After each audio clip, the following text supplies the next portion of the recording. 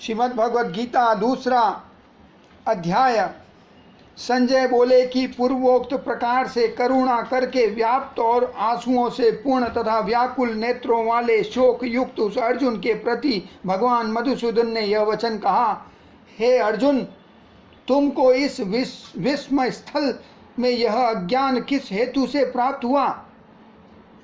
क्योंकि यह न तो श्रेष्ठ पुरुषों से आचरण किया गया है, न स्वर्ग को देने वाला है, न कीर्ति को करने वाला है।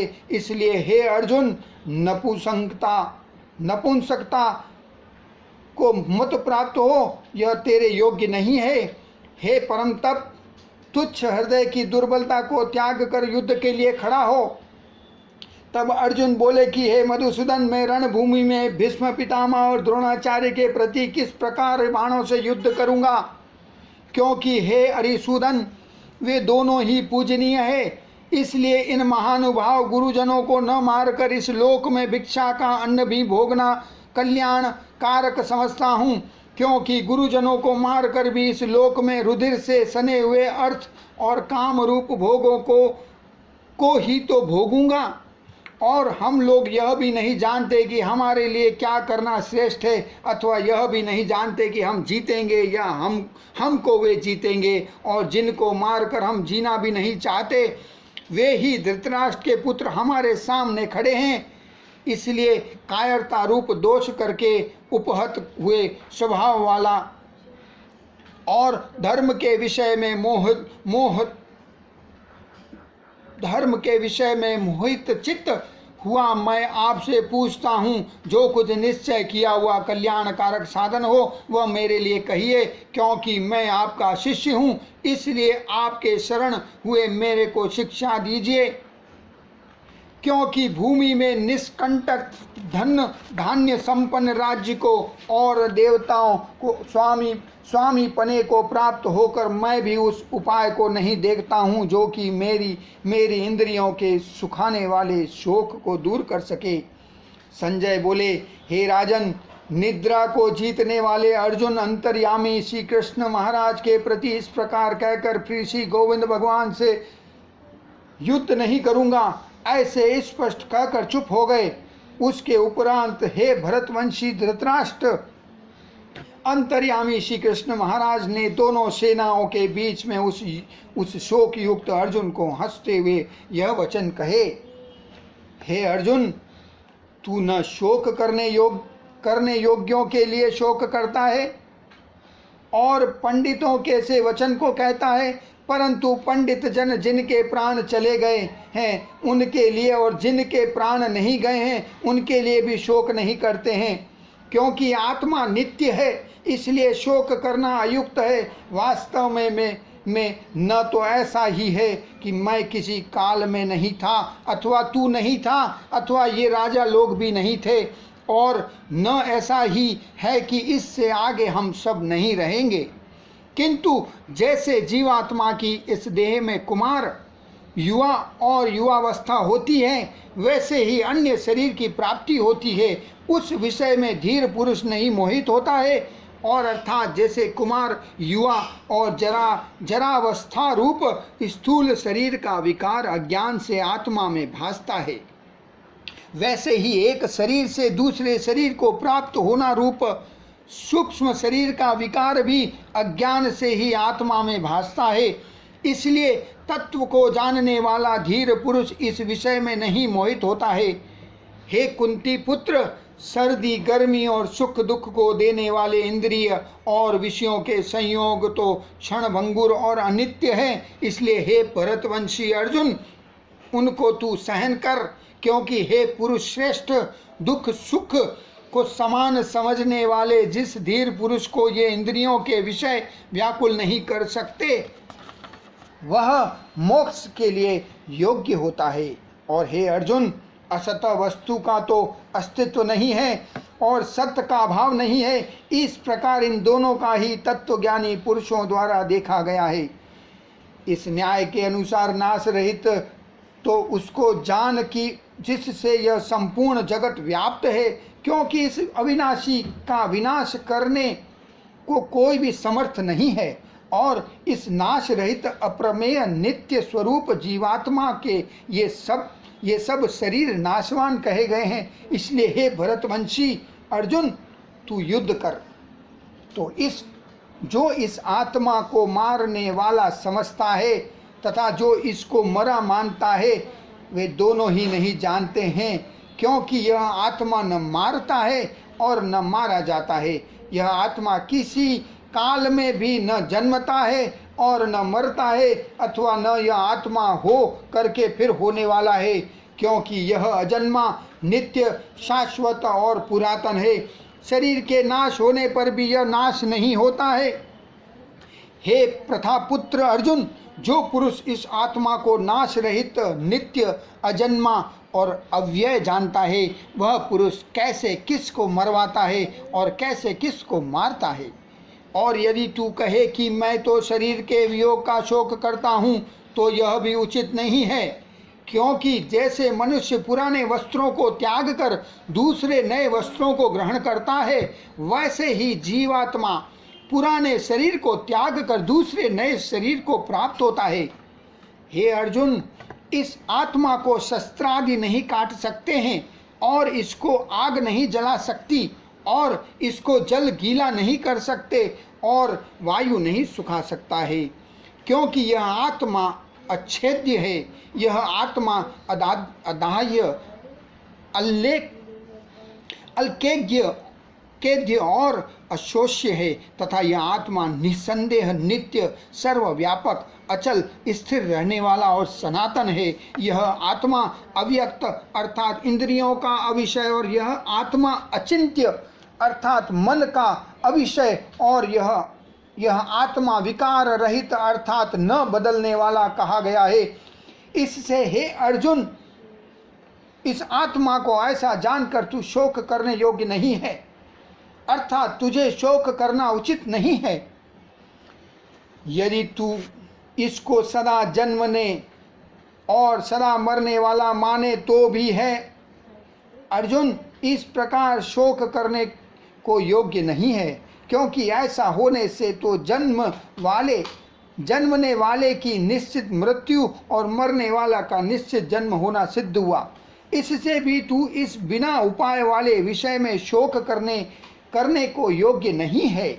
यह भीष्मादिकों के शरीर मायामय होने से अनित्य है, इससे शरीरों के लिए भी शोक करना उचित नहीं, क्योंकि हे अर्जुन, संपूर्ण प्राणी जन्म से पहले बिना शरीर वाले और मरने के बाद भी बिना शरीर वाले ही हैं।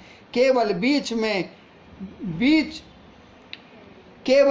में ही शरीर वाले प्रतीत होते हैं, फिर उस विषय में क्या चिंता है। हे अर्जुन, यह आत्म तत्व बड़ा गहन है, इसलिए कोई महापुरुष इस आत्मा को आश्चर्य की ज्यों देखता है और वैसे ही दूसरा कोई पुरुष ही आश्चर्य की ज्यों इसके तत्व को कहता है और दूसरा कोई ही इस आत्मा को आश्चर्य की ज्यों सुनता है और कोई सुनकर भी इस आत्मा को नहीं जानता। हे अर्जुन, यह आत्मा सबके शरीर में सदा ही अव्यद्य है। इसलिए संपूर्ण भूत प्राणियों के लिए तू शोक करने को योग्य नहीं है और अपने धर्म को देखकर भी तू भय करने योग्य नहीं है, क्योंकि धर्म युक्त युद्ध से बढ़कर दूसरा कोई कल्याणकारक कर्तव्य क्षत्रिय के लिए नहीं है। हे पार्थ, अपने आप प्राप्त हुए और खुले हुए स्वर्ग के द्वार रूप इस प्रकार के युद्ध को भाग्यवान क्षत्रिय लोग ही पाते हैं। और यदि तू इस धर्म युक्त संग्राम को नहीं करेगा तो स्वधर्म को और कीर्ति को खोकर पाप को प्राप्त होगा और सब लोग तेरी बहुत काल तक रहने वाली अपकीर्ति को भी कथन करेंगे और वह अपकीर्ति माननीय पुरुष के लिए मरण से भी अधिक बुरी होती है। और जिनके तू बहुत माननीय होकर भी अब तुच्छता को प्राप्त होगा, वे महारथी लोग तुझे भय के कारण युद्ध से उपराम हुआ मानेंगे और तेरे वेरी लोग तेरे सामर्थ्य की निंदा करते हुए बहुत से न कहने योग्य वचनों को कहेंगे। फिर उससे अधिक दुख क्या होगा। इससे युद्ध करना तेरे लिए सब प्रकार से अच्छा है, क्योंकि या तो मर कर स्वर्ग को प्राप्त होगा अथवा जीत कर पृथ्वी को भोगेगा। इससे हे अर्जुन, युद्ध के लिए निश्चय वाला होकर खड़ा हो। यदि तुझे स्वर्ग तथा राज्य की इच्छा न हो तो भी सुख दुख, लाभ हानि और जय पराजय को समान समझकर उसके उपरांत युद्ध के लिए तैयार हो। इस प्रकार युद्ध करने से तू पाप को प्राप्त नहीं होगा। हे पार्थ, यह बुद्धि तेरे लिए ज्ञान योग के विषय में कही गई और इसी को अब निष्काम कर्म योग के विषय में सुन। जिस बुद्धि से युक्त हुआ तू कर्मों के बंधन को अच्छी तरह से नाश करेगा। इस निष्काम कर्म योग में आरंभ का अर्थात बीज का नाश नहीं है और उल्टा फल रूप दोष भी नहीं होता है। इसलिए इस निष्काम कर्म योग रूप धर्म का थोड़ा भी साधन जन्म मृत्यु रूप महान भय से उद्धार कर देता है। हे अर्जुन, इस कल्याण मार्ग में निश्चयात्मक बुद्धि एक ही है और अज्ञानी सकामी पुरुषों की बुद्धियां बहुत भेदों वाली अनंत होती है। हे अर्जुन, जो सकामी पुरुष केवल फलश्रुति में प्रीति रखने वाले, जो सकामी पुरुष केवल फलश्रुति में प्रीति रखने वाले, स्वर्ग को ही परम श्रेष्ठ मानने वाले, इससे बढ़कर और कुछ नहीं है, ऐसे कहने वाले हैं, वे अविवेकी जन जन्म रूप कर्म फल को देने वाली और भोग तथा ऐश्वर्य की प्राप्ति के लिए बहुत सी क्रियाओं के विस्तार वाली, इस प्रकार की जिस दिखाऊ शोभा युक्त वाणी को कहते हैं, उस वाणी द्वारा हरे हुए चित्त वाले तथा भोग और ऐश्वर्य में आसक्ति वाले उन पुरुषों के अंतःकरण में निश्चयात्मक बुद्धि नहीं होती। हे अर्जुन, सब वेद तीनों गुणों के कार्य रूप संसार को विषय करने वाले अर्थात प्रकाश करने वाले हैं। इसलिए तू अंश सारी अर्थात निष्कामी और सुख दुखादि द्वंद्वों से रहित नित्य वस्तु में स्थित तथा योग क्षेम को न चाहने वाला और आत्मपरायण हो। क्योंकि मनुष्य का सब ओर से परिपूर्ण जलाशय के प्राप्त होने पर छोटे जलाशय में जितना प्रयोजन रहता है, अच्छी प्रकार ब्रह्म को जानने वाले ब्राह्मण का भी सब वेदों में उतना ही प्रयोजन रहता है। अर्थात जैसे बड़े जलाशय के प्राप्त हो जाने पर जल के लिए छोटे जलाशयों की आवश्यकता नहीं रहती, वैसे ही ब्रह्मानंद की प्राप्ति होने पर आनंद के लिए वेदों की आवश्यकता नहीं रहती। इससे तेरा कर्म करने मात्र में ही अधिकार होए, फल में कभी नहीं, और तू कर्मों के फल की वासना वाला भी मत हो तथा तेरी कर्म न करने में भी प्रीति न होवे। हे धनंजय, आसक्ति को त्याग कर तथा सिद्धि और असिद्धि में समान बुद्धि वाला होकर योग में स्थित हुआ कर्मों को कर। यह समत्व भाव ही योग नाम से कहा जाता है। इस समत्व रूप बुद्धि योग से सकाम कर्म अत्यंत तुच्छ है। इसलिए हे धनंजय, समत्व बुद्धि योग का आश्रय ग्रहण कर, क्योंकि फल की वासना वाले अत्यंत दीन हैं। समत्व बुद्धि युक्त पुरुष पुण्य पाप दोनों को इस लोक में ही त्याग देता है, अर्थात उनसे लिपायमान नहीं होता। इससे समत्व बुद्धि योग के लिए ही चेष्टा कर। यह समत्व बुद्धि रूप योग ही कर्मों में चतुरता है, अर्थात कर्म बंधन से छूटने का उपाय है। क्योंकि बुद्धि योग युक्त ज्ञानी जन कर्मों से उत्पन्न होने वाले फल को त्याग कर जन्म रूप बंधन से छूटे हुए निर्दोष अर्थात अमृतमय परम पद को प्राप्त होते हैं। हे अर्जुन, जिस काल में तेरी बुद्धि मोह रूप दल को बिल्कुल तर जाएगी, तब तू सुनने योग्य और सुने हुए के वैराग्य को प्राप्त होगा। जब तेरी अनेक प्रकार के सिद्धांतों को सुनने से विचलित हुई बुद्धि परमात्मा के स्वरूप में अचल हो और स्थिर ठहर जाएगी, तब तू समत्व रूप को प्राप्त होगा। इस प्रकार भगवान के वचनों को सुनकर अर्जुन ने पूछा, हे केशव, समाधि में स्थित स्थिर बुद्धि वाले पुरुष का क्या लक्षण है और स्थिर बुद्धि पुरुष कैसे बोलता है? कैसे बैठता है, कैसे चलता है।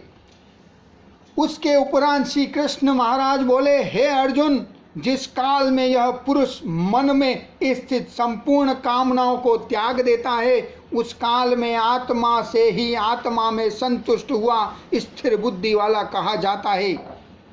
तथा दुखों की प्राप्ति में उद्वेग रहित है मन जिसका, और सुखों की प्राप्ति में दूर हो गई है मन जिसका, और सुखों की प्राप्ति में दूर हो गई है स्पृहा जिसकी, तथा नष्ट हो गए हैं राग, भय और क्रोध जिसके, ऐसा मुनि स्थिर बुद्धि कहा जाता है। जो पुरुष सर्वत्र स्नेह रहित हुआ उन शुभ तथा अशुभ वस्तुओं को प्राप्त होकर न प्रसन्न होता है और न द्वेष करता है, उसकी बुद्धि स्थिर है। और कछुआ अपने अंगों को जैसे समेट लेता है, वैसे ही यह पुरुष जब सब ओर से अपनी इंद्रियों के विषयों से समेट लेता है, तब उसकी बुद्धि स्थिर होती है। यद्यपि इंद्रियों के द्वारा विषयों को न ग्रहण करने वाले पुरुष के भी केवल विषय तो निवृत्त हो जाते हैं, परंतु राग नहीं निवृत्त होता, और इस पुरुष का तो राग भी परमात्मा को साक्षात करके निवृत्त हो जाता है। हे अर्जुन, जिससे कि यत्न करते हुए बुद्धिमान पुरुष के भी मन को यह प्रमथन स्वभाव वाली इंद्रियां बलात् हर लेती है। इसलिए मनुष्य को चाहिए कि उन संपूर्ण इंद्रियों को वश में करके समाहित चित्त हुआ मेरे परायण स्थित होवे, क्योंकि जिस पुरुष के इंद्रियां वश में होती है उसकी ही बुद्धि स्थिर होती है। हे अर्जुन, मन सहित इंद्रियों को वश में करके मेरे परायण न होने से मन के द्वारा विषयों का चिंतन होता है, और विषयों को चिंतन करने वाले पुरुष की उन विषयों में आसक्ति हो जाती है, और आसक्ति से उन विषयों की कामना उत्पन्न होती है। हे अर्जुन, मन सहित इंद्रियों को वश में करके मेरे परायण न होने से मन के द्वारा विषयों का चिंतन होता है, और विषयों को चिंतन करने वाले पुरुष की उन विषयों में आसक्ति हो जाती है, और आसक्ति से उन विषयों की कामना उत्पन्न होती है, और कामना में विघ्न पड़ने से क्रोध उत्पन्न होता है। क्रोध से अविवेक अर्थात मूढ़ भाव उत्पन्न होता है, और अविवेक से स्मरण शक्ति भ्रमित हो जाती है, और स्मृति के भ्रमित हो जाने से बुद्धि अर्थात ज्ञान शक्ति का नाश हो जाता है, और बुद्धि के नाश होने से यह पुरुष अपने श्रेय साधन से गिर जाता है। परंतु स्वाधीन अंतःकरण वाला पुरुष राग द्वेष से रहित अपने वश में की हुई इंद्रियों का वश में की हुई इंद्रियों द्वारा विषयों को भोगता हुआ अंतःकरण की प्रसन्नता अर्थात स्वच्छता को प्राप्त होता है। उस निर्मलता के होने पर इसके संपूर्ण दुखों का अभाव हो जाता है, और उस प्रसन्न चित्त वाले पुरुष की बुद्धि शीघ्र ही अच्छी प्रकार स्थिर हो जाती है। हे अर्जुन, साधन रहित पुरुष के अंतःकरण में श्रेष्ठ बुद्धि नहीं होती है। हे अर्जुन, साधन रहित पुरुष के अंतःकरण में श्रेष्ठ बुद्धि नहीं होती है, और उस अयुक्त के अंतःकरण में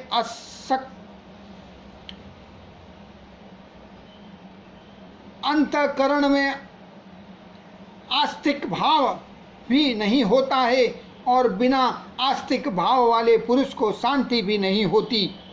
फिर शांति रहित पुरुष को सुख कैसे हो सकता है? क्योंकि जल में वायु नाव को जैसे हर लेता है, वैसे ही विषयों में विचरती हुई इंद्रियों के बीच में जिस इंद्रिय के साथ मन रहता है, वह एक ही इंद्रिय इस अयुक्त पुरुष की बुद्धि को हरण कर लेती है। इससे हे महाबाहो, जिस पुरुष की इंद्रियां सब प्रकार इंद्रियों के विषयों से वश में की हुई होती है, उसकी बुद्धि स्थिर होती है। और हे अर्जुन, संपूर्ण भूत प्राणियों के लिए जो रात्रि है, उस नित्य शुद्ध बोध स्वरूप परमानंद में भगवत को प्राप्त हुआ योगी पुरुष जागता है, और जिस नाशवान क्षण भंगुर सांसारिक सुख में सब भूत प्राणी जागते हैं, तत्व को जानने वाले मुनि के लिए वह रात्रि है। जैसे सब ओर से परिपूर्ण अचल प्रतिष्ठा वाले समुद्र के प्रति नाना नदियों के जल उसको चलायमान न करते हुए ही समा जाते हैं, वैसे ही जिस स्थिर बुद्धि पुरुष के प्रति संपूर्ण भोग किसी प्रकार का विकार उत्पन्न किए बिना ही समा जाते हैं, वह पुरुष परम शांति को प्राप्त होता है, न कि भोगों को चाहने वाला। क्योंकि जो पुरुष संपूर्ण कामनाओं को त्याग कर ममता रहित और अहंकार रहित, स्पृहार रहित हुआ बरतता है, वह शांति को प्राप्त होता है। हे अर्जुन, यह ब्रह्म को प्राप्त हुए पुरुष की स्थिति है। इसको प्राप्त होकर योगी कभी मोहित नहीं होता और अंतकाल में भी इस निष्ठा में स्थित होकर ब्रह्मानंद को प्राप्त हो जाता है। इति श्रीमद्भगवद गीता रूपी उपनिषद एवं ब्रह्म विद्या तथा योग शास्त्र विषयक श्री कृष्ण और अर्जुन संवाद में सांख्य योग नामक दूसरा अध्याय